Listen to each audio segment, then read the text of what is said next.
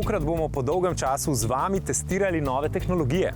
Pred vami je bil mestno-električni izziv. No, pa tudi bencinski. Spoznamo pa Nissanovo Ario, ki je bolj tiha, glede na to, da gre za električen avtomobil. pa Dacia Sandero, Peugeot 5008 in čisto svežega Fiata Tipo Cross. No, spoznamo pa še japonskega modreca, ki nam pove nekaj o prihodnosti in sedanjosti mobilnosti.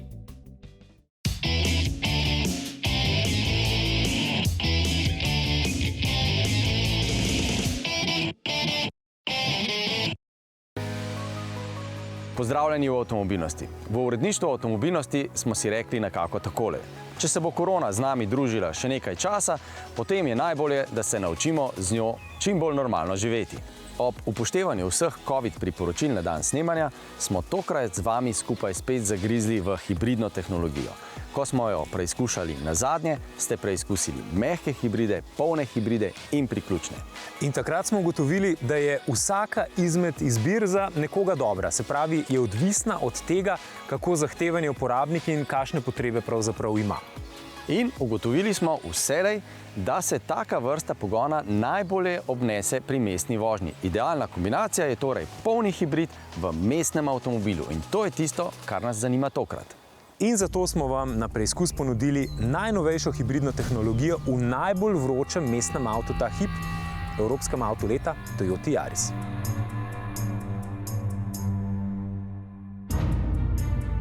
V naši oddaji o hibridih nismo samo veliko govorili, skupaj z vami smo jih veliko tudi že preizkusili. Od mehkih do klasičnih in priključnih. Vselej se je izkazalo, da so razlike med njimi precejšnje in da je predvsem od uporabnikovih zahtev in želja odvisno, katera izbira se bo na koncu izkazala za najboljšo. Ne glede na tip hibridnega pogona pa je jasno, da se hibridni pogon najbolje obnese pri mestni vožnji. In kombinacija mestnega avta in hibridnega pogona je tisto, kar nas danes zanima. Osnove smo torej ponovili.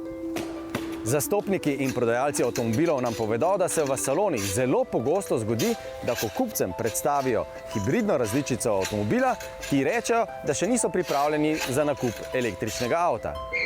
Sledi prodajalčeva razlaga, da to ni električni avto. No, je električni, ampak v resnici ni električni avto, ker nima kablov in vseh težav povezanih z elektriko. Kakorkoli že, prodajna iskrica je močno na prepihu. Sledi nepotreben zaplet. Zato smo si mi rekli drugače. Koliko pa tak mestni hibrid pri mestni vožnji v resnici prevozi samo na elektriko? Zato smo za naše tokratne testne voznike pripravili prav posebno pot po prestolnici. Zdaj smo že na 6. kontrolni točki pri Zmajskem mostu. Poznate legendo o tem, zakaj Zmaj ne zamahne z repom, ko gredo Ljubljančanke mimo?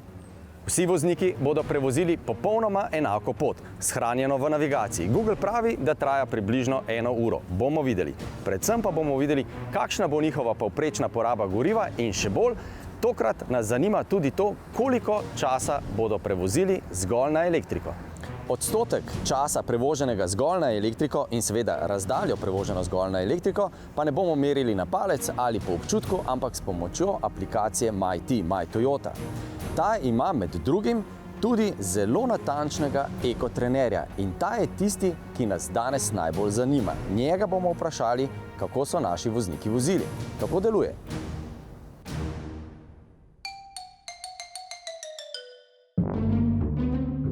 Podatke o vožnji pošilja prek SIM kartice v medmrežje, tako da lahko rečemo, da je ta Yaris že povezan. Aplikacija ponuja marsikaj, ampak mi bomo danes uporabili predvsem tole. Ocena voznika glede hibridne vožnje. Ta se izračuna na podlagi tega, kako voznik vozi in na splošno energetsko učinkovitost hibrida. Baza podatkov je zelo velika in iz nje ekotrener vozniku na koncu tudi ponudi nasvete za izboljšanje ekovožnje, ampak do tega še pridemo. Preračuna pa tudi čas vožnje v načinu elektrike, odstotek od skupne prevožene razdalje, ki je bila prevožena zgolj na električen način delovanja, in porabo, čas vožnje in še marsikaj. Zdaj pa je čas, da za volan sede prvi testni voznik. To bo tokrat Robert.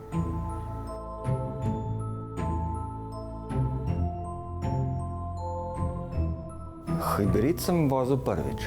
Toyota Yaris se mi zdi zanimiv avtoček, jaz nisem navdušenc nad velikimi avti. To sploh ne, mi je ta majhnost všeč, okretnost, to mi je v bistvu plus. Tihi preklopi med elektriko in klasičnim pogonom, bencin.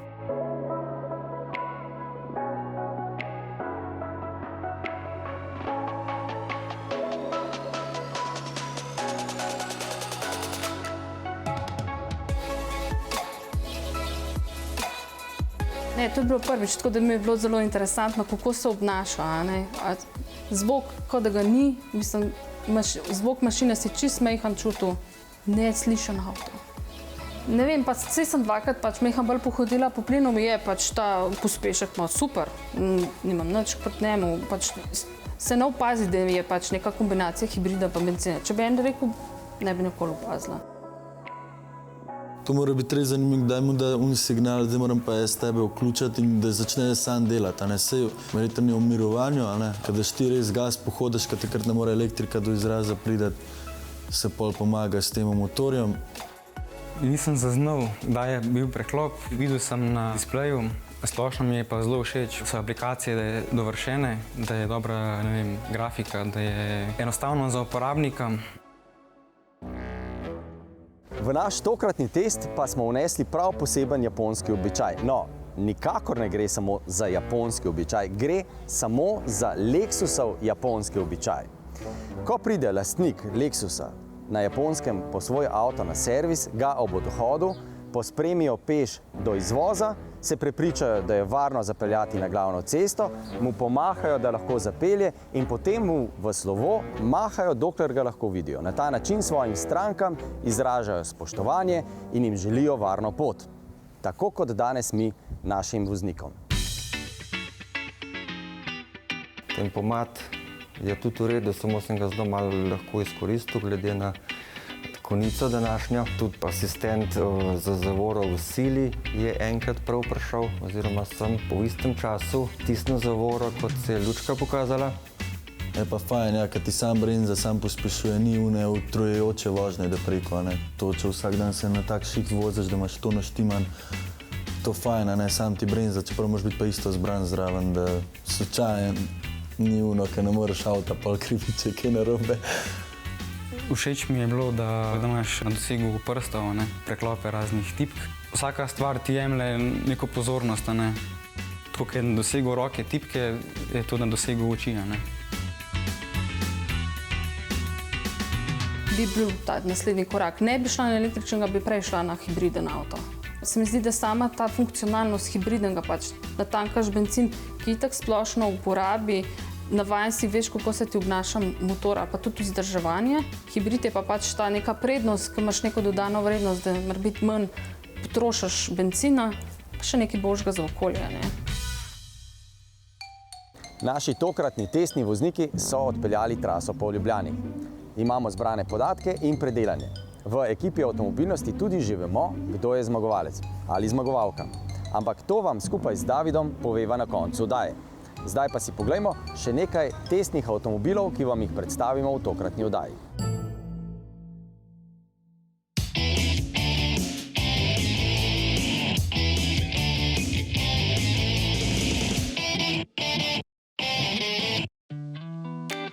Qashqai.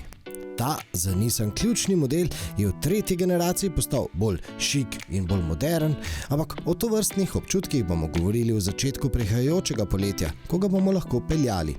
Danes se posvetimo glavni pogonski novosti.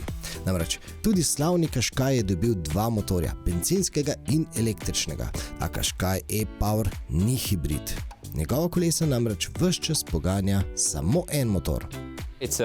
An overall created system in order to have the whole transmission managed by an EV engine, but with a constant use of an optimized engine. So it means an engine that is designed for just providing electricity.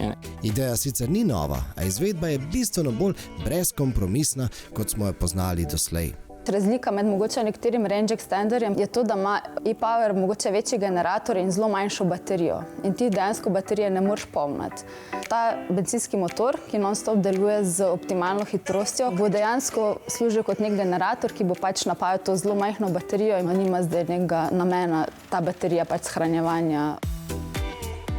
Production-wise and technology-wise, we need much less technology or much less, I would say, elements to coordinate all the different elements. It makes the whole thing simpler, so it makes it more cost efficient. So that's where the innovation trick is. Pri tem Qashqaiu dobimo tudi recimo sistem ProPilot z Navilinkom, torej avto bo prepoznal prometne znake in potem v povezavi s samo navigacijo bo lahko temu primerno prilagodil hitrost. Hkrati pa prihaja še en kup drugih tehnologij, pa so tudi na voljo nove LED luči, matrične luči, ki imajo tudi to funkcijo prilagajanja snopa svetlobe. Z 12 komponent so sestavljene. Ogledali pa smo si še enega električnega Nissana, Arijo. Naj zapoje. You spoke about Qashqai, you spoke about Leaf, and I will add another one which is, I don't know, GTR or 370Z Nismo. You take the best DNA of these three things and it gives you Aria. E-Force version will provide 400 horsepower, four-wheel drive, 600 Nm of torque and the 0 to 100 in 5 seconds. Aria je na zunaj seveda klasičen električni SUV. Avtomobil, kakršen je recimo tudi ID4, pa Škodin Enyaq, se pravi avtomobil razreda, ki bo v prihodnjih letih najbolj se nam množil. Ampak Aria pa vendarle prinaša neko tako tehnično dobrobit in sicer poglejte, kako veliko prostora za noge je tukaj spredaj. Nobenega tunela, tudi armaturna plošča je povsem neklasična za današnje čase. To res ugaja.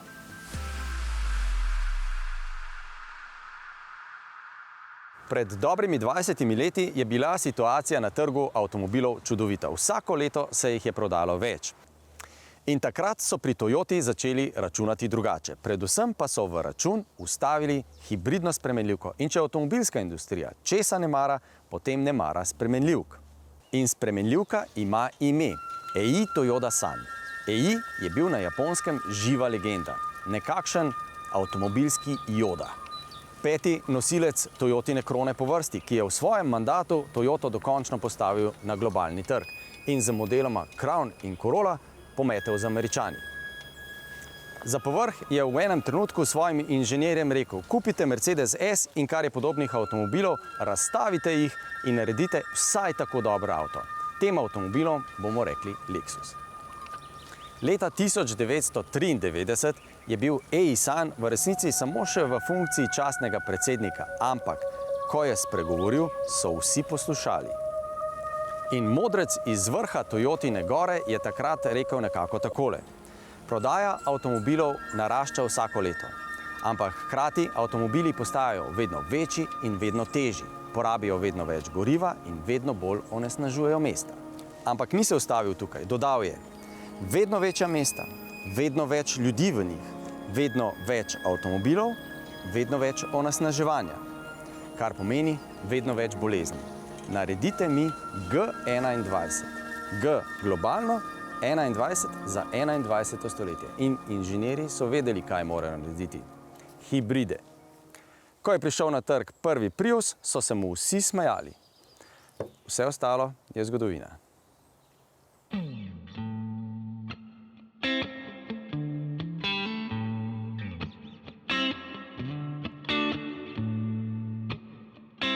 Najbolje prodajani Sandero je pustolovski Stepway. Je za 4 cm bolj umaknen od tal, ampak ni terenec. Dačin terenec se pač imenuje Duster. In Duster je od Stepwaya dražji za dobre 3000, je tudi bolj družinski. Ponuja pa Stepway tudi eno zelo praktično novoterijo. Tudi pri Dusterju imate vzdolžne letve ves čas na razpolago, ampak tukaj vozite s sabo tudi prečne letve ves čas. Poglejmo, stesterimo. Aha, ključ potrebujemo. Pa veste kaj, Poglejmo tovarniško fotografijo. No, armaturni plošči moramo nameniti več časa. Po eni strani zato, ker je Dacia postala šik s to tkanino. Stikala klime so vsekakor ostala klasična, vrtljiva, trdna, ki jih primemo v roke in to zelo, zelo pohvalimo. To nam danes zelo paše. Ampak tudi Dacia ni ušla trendu digitalizacije. To pa se kaže v dveh načinih. V osnovnih izvedbah Sandera zaslona ni. Radio in telefon upravljamo prek obvolanskih stikal. Ali pa na sredinsko konzolo namestimo svoj telefon, ki nam prek Bluetootha pokaže tudi avtomobilske podatke. Več kupcev bo seveda izbralo dražje pakete, ki pa imajo zaslon na dotik. In ta je na našem testu večkrat zmrznil in prekinjal povezavo, kar nam pravi, da tudi Dacia kot preprost avtomobil ni ušla pa s tem, s katerimi se danes soočajo praktično vse moderne avtomobilske znamke. Najbolje prodajani Sandero je Stepway in največ kupcev vzame plinski pogon. Tukaj gre za tovarniško optimizacijo motorja, ne govorimo o kakršnikoli predelavi. Ta pogon na plin so zasnovali inženirji, ki do obisti poznajo ta motor, kako deluje in kako mu lahko omogočijo, da tako deluje tudi na drugačen tip goriva. No in za občutek glede stroškov. Na poln tank plina je zadostoval za 496 km in to kljub razmeroma visoki porabi 8,4 litra. V stroških to pomeni 27 € za teh 500 km. No, vožnja na klasičen 95-oktanski bencin je za 11% bolj umazana. Ampak motor porabi manj goriva in za več kot 2 litra manj, zapravo okoli 6 litrov goriva.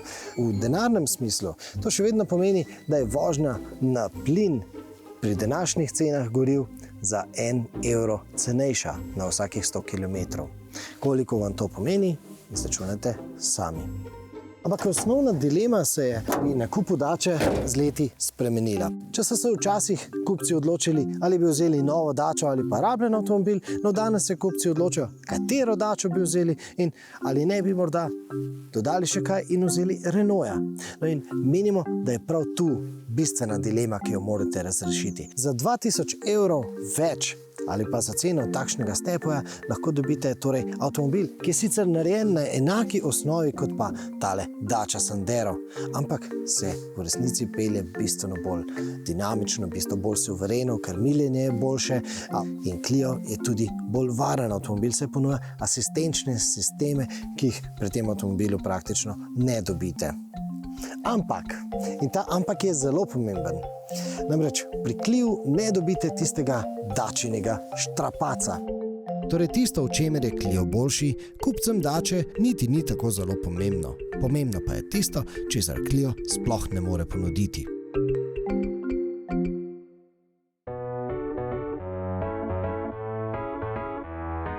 Konja, ki zmaguje, se ne menja in oblika ostaja enaka, le še malenkostno bolj izpiljena je. Pozorno oko bo opazilo novo masko brez okvirjev, ki se zažira v nove žaromete, vse skupaj pa dopolnjujejo še novi odbijač in napis na pokrovu motorja, da se ve, da je to 5008. V notranjosti oblikovnih sprememb ni, so le malenkostni popravki in pa novi materiali. Peugeot, ne glede na obliko, namenjen tudi družinam. Pa poglejmo zakaj. V ta namen sta v zadku spravljena dodatna 2 sedeža. Pri predhodniku je bila to doplačilna opcija, zdaj pa sta že pri drugi opremi od 6 zadnja sedeža serijska. Zanimivo je, da se je pri predhodniku kar 45% vseh kupcev odločilo doplačati za zadnja 2 sedeža. Takrat, ko pa v avtu ni več kot 5 potnikov, pa je dobrodošel pomik sedežev v drugi vrsti. Ti so enaki, vključno s sredinskim, pomikati pa jih ni mogoče le vzdolžno, ampak se vsakemu posebej lahko prilagaja tudi naklon hrbtnega dela.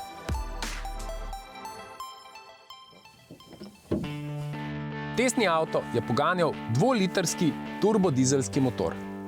Ja vem, nima ravno veliko skupnega z električno prihodnostjo, a v tem trenutku je vsekakor dobra izbira za tiste, ki dnevno opravljajo veliko kilometrov. 133 kW se namreč ne boji avtoceste, ne izzivov na ovinkasti podeželski cesti. Poprečna poraba je znašala okoli 7 do 8 litrov za 100 prevoženih kilometrov. Ob umirjeni, takšni kot na našem nornem krogu, pa ta brez težav pade na spodobnih 5 litrov in pol.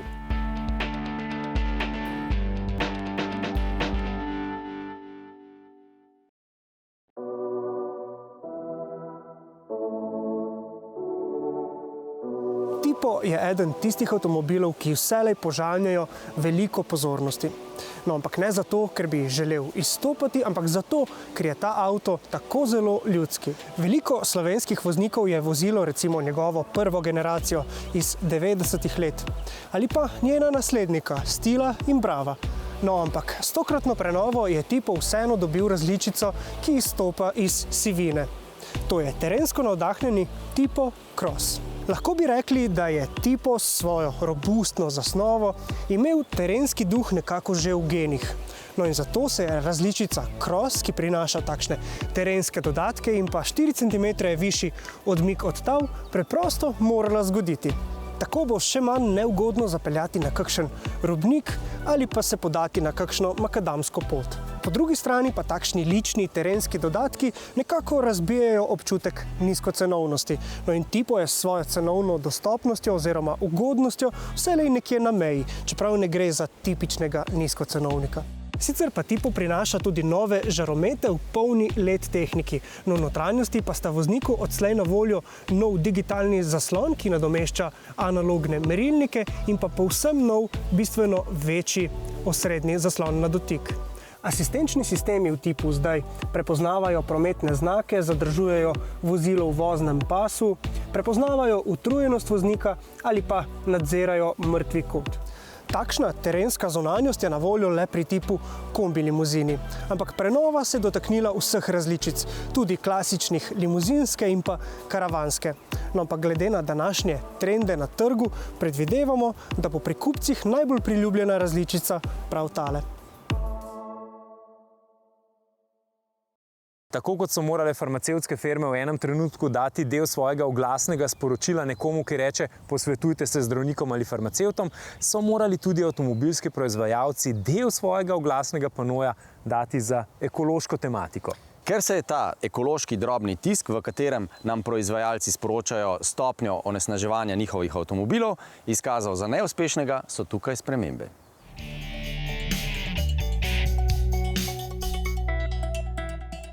Trenutno smo primorani 20% oglaševalskega prostora namenjati za milijon in en podatek in se nagibamo k temu, da bi zmanjšali velikost procentov oglasnega prostora, ampak na drugi strani pa do končnega kupca prinesli tisto najboljšo možno informacijo, to je CO2 pa poraba in to je vse. Danes je pač ta drobni tisk tako velik, da ne verjamemo, da si dejansko stranke iz tega kaj naučijo. No, mi tudi ne verjamemo. In takšnih, ki v obcestnih plakatih nikoli ne zaznamo teh emisijskih podatkov, no takšnih nas je verjetno velika, ampak res zelo velika večina. Ti podatki so včasih kar težko razumljivi. 10 na 11 potenco, 0,00075. No, za takšne podatke si je preprosto treba vzeti čas. To niso podatki, ki jih lahko konzumiramo tako bežno, medtem ko se vozimo mimo. To so podatki, ki neposredno vplivajo na naše stroške vožnje, na naše stroške mobilnosti. Rešitev pa niti ni prav zahtevna, temelji so že postavljeni. Obeta se torej, da bomo v oglasih dobili zgolj namig, kje bomo dobili te podatke. In slovenska javna točka, kjer bodo zbrani vsi ti podatki, je portal mojzrak.si. To je portal, ki ga ureja Ministrstvo za okolje in tukaj bodo na enem mestu zbrani vsi tovrstni podatki, kar bo seveda koristno tudi za samo primerjavo med različnimi avtomobili. V televizijskih oglasih pa si lahko obetamo nekaj takega. O tveganju in neželenih učinkih se posvetujte zdravnikom. Ne ta. Podrobne podatke o stroških vožnje in neželenih izpustih vam ponujemo na portalu mojzrak.si.